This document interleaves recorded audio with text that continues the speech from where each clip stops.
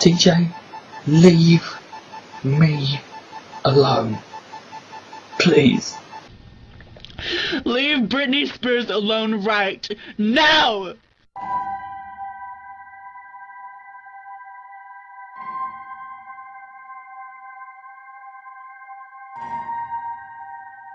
Hey there, Coughlin. Amazing Atheist here. How are you doing? Well, I guess you're not doing too well. I'm doing fine, personally. I don't know if you're acting or if you are genuinely this distraught over what I did to you, but if this is all it takes to bring you to complete mental breakdown, then you might want to consider leaving YouTube and doing something a little easier. I pwned apologetics harder than I pwned you, and she's now my MySpace friend. I pwned How the World Works harder than I pwned you, and he's now my friend. Or at least we're on friendly terms. I've pwned Brett Keane harder than I pwned you in the past, and Brett Keane and I are now on good terms. You are just the ultimate case of you can dish it out, but you can't take it. Well, you of all people, the big bad Richard Coughlin, who is known for just being this ferocious, virulent guy who will just own the shit out of anyone in his path. It was you who was the big pussy who couldn't take even the smallest criticism. Remember, this all began just because I said that your little dialogue with Jerry was a farce. All I did was levy that one single little criticism. And through a series of your overreactions, it spiraled into this madness. I do have something on you, something that I think will change people's minds about you, something that I think will reshape how people viewed this entire exchange between us, something that will vindicate me in the eyes of the people who think I was being too hard on you. So, without further ado, I'm going to turn this camera over to my friend Galen and have him tell the story of how this all really began. Hey, Coughlin. I don't think you remember me. I think you know who I am now. But we have a history together. I've seen you online for some time. I've watched your videos. And then we hooked up one time in your Blot TV room. And you were just the king of Blot TV. You're having a glorious time. You said so many times, being the pompous ass that you are. Everyone was enjoying you. You're the ringleader, telling your little asshole fans what to do and how to think. Because you really are a dogmatic dictator when it comes to things. And you don't like disagreement, as it's so fucking apparent. Well, you lured me in, and what a fool I was for it. You talked about suicide, and I took the bait. I was the fish in this one. You see, I started talking to your room and talking to you. We got going. And somehow you fucking turned on me. And you fucking cursed my life. You cursed the person that I knew, who I loved, Amy, who died. Who died of a suicide after being raped and tortured and hurt. And you took that and you shoved it down my fucking throat. You know, she is a person who was 34 years of age. You know, she had gotten raped. She had been raped many a times because she was a beautiful woman. She was a more beautiful woman inside. She always had people preying on her. Sound familiar? Even in death, she still has fucking assholes after her. And you have to pick on me to carry that. I think it's kind of disgusting. When does this suffering ever end? I mean, what is your fucking problem? I mean, I really want to know. It's like, get some fucking help, you know? You don't have to fucking act like that with people. You know, just one of the pinnacles of tragedies in my life out of many that I've had to deal with pain, and I've dealt with it. I'm looking you in the face and dealing with it. But, you know, here I was with my heart exposed to you, and, you know, you fucked me. And you don't feel what I feel. On that, I don't see you feeling it. Maybe you will. I don't know what's going on. You seem pretty fucking broken up now, and, you know, I do wish you the best. Yeah. I understand if you were just being a dick in your fucking room. I understand that. You are a dick, after all. But what I don't understand is why, when I repeatedly attempted to confront you about that, again in your room, and private messages, and YouTube messages, you've ignored me the whole time. And in fact, you fucking mocked me and cursed me. Is that how you show fucking sympathy? Is that who you fucking are? You know, you talked about this whole thing with Big Jerry about how you need to reach the fucking scumbags, you know? And then they won't be scumbags anymore. Well, TJ and I attempted to reach the fucking scumbag. We attempted to reach you. To understand you. We don't fucking hate you. We wanted to understand you. We wanted to inquire. Why? I told you I wanted to talk to you. You cursed me out.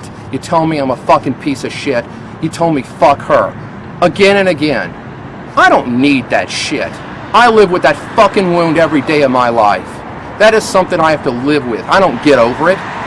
Why you have to find someone like me and pick on her? She's dead.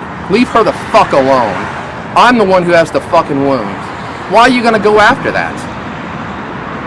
I don't understand a person like that. This world is a confederacy of dunces, a confederacy of assholes. We see it every day. Yet, here's this person who says he's taking the high path. You know, you're going somewhere. You've questioned people. You know, who's the one who's doing it, TJ or me? Who's the one? So that's where this whole king thing came about. You know, because you're the one who portrayed it that way. I never got to say goodbye to her. I was the person who was always there for her. I was the one who tried to get her, you know, through things. And no matter what I did, no matter how much unconditional love I gave, no matter what it was never enough. And, you know, before you make an image of me, before I make an image of you, you know, we are human beings, and you need to see me as such. And you need to show some more empathy to your fellow man. And I think you should have more faith in your fellow man, Coughlin, because we were really trying to reach you. You know, you bring up a subject like suicide, but where was the empathy? Where was the empathy? You criticized me and TJ, and you really did criticize me and TJ. It was the two of us that did this video. It was a collaboration. So everyone knows. My friend who I've been in dialogue with, we did this. But where was the empathy that you showed everyone? Where was it that you showed me? You didn't show any empathy. You never have. You never shown me any kind of dialogue whatsoever. You know, the amount of dialogue that you show with Jerry is something that badmouths other people. It didn't extend to anyone else. It's a dead set load of shit. You know, we've had good conversations, TJ and I, about Jerry. We wish him the best, you know. If he can change, good, wonderful, and so can everyone else. You know, in every human heart lies the potential for Hitler. It does. Or a Ted Bundy. But there's also a person can be a Gandhi, a Martin Luther King Jr., a Krishnamurti, someone who has so much love in their heart that it can span to the whole world. Or as Christians see it in Jesus as a symbol. Okay? For any of you who are watching. So what do I have to tell you, Coughlin? All I can tell you is one thing, and I mean this with all my heart, that I think you should take a walk within the silence of your own.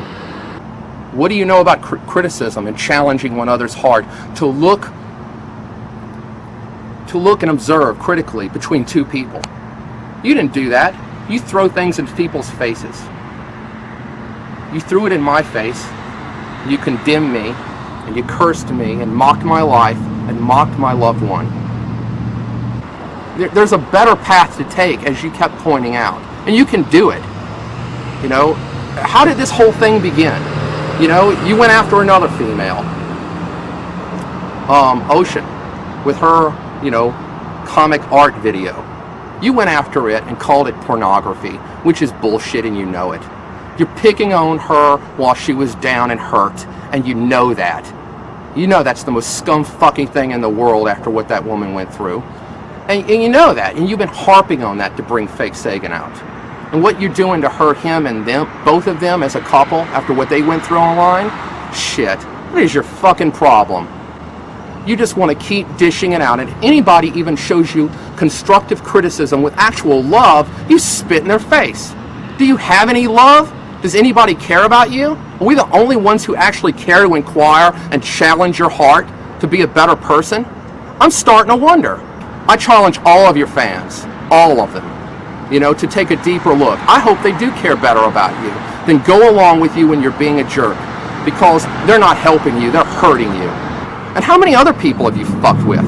How many others that you don't want to have any criticism whatsoever? Anybody comes in your, it's like, oh, fuck off. That's all you ever tell them. The F word. Hey, hey, hey. Don't ever use it, TJ, because you got the trademark on this one, huh? Yeah, we know that. But you can be a better person, Coughlin, and I wish you the best. I really fucking do. A human brain can change. We as people can do that. But if what is going to come out of it is hatred and mind games, and I keep hearing of YouTube drama, that is not what's going on here. This is about fucking chronic assholism and whether you can change from that, and confronting someone with critical inquiry. Yeah, we pushed you around a little. You have to in life. If you can't take the game, get off the fucking field. But, we had a really good video planned for you. Not this epic ponage you thought it was. No one can do any positive thing in life, especially not TJ. Everyone wants to demonize him because he's a warm, gentle human being. It's just ridiculous. It's just fucking ridiculous.